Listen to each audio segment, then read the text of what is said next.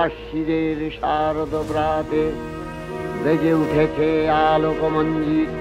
মহালয়া দেবী পক্ষের আবির্ভাব এবং পিতৃপক্ষের শেষ দিন। এই দিনের লাভ আপনারা নিতে পারেন। যাদের হরোস্কোপে পিতৃদোষ হয়ে গেছে তারা এই দিন অবশ্যই পিতৃদোষের পুজো করুন এবং তার সাথে সাথে পিতৃ গায়ত্রী মন্ত্র চ্যান্টিং করুন সকালবেলা।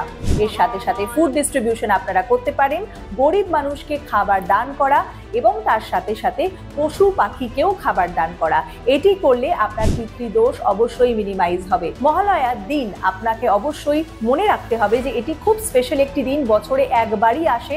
সেই জন্যে অবশ্যই একটু নিজের খান পান এটাতে আমিষ খাওয়া বর্জিত এবং নিরামিষের ওপরে আপনি যদি ডায়েট করেন বা আপনি যদি কোনো উপোস করেন মহালয়ার দিন খুব ভালো হয়। এই দিন কিন্তু দুর্গা ঠাকুরের চোখও আঁকা হয়। বাঙালি হয়ে আমরা সবাই জানি মহালয়ার সেই রেডিওর প্রথম ধ্বনি যেটা আমরা বাজলো আমাদের কানে বোঝে।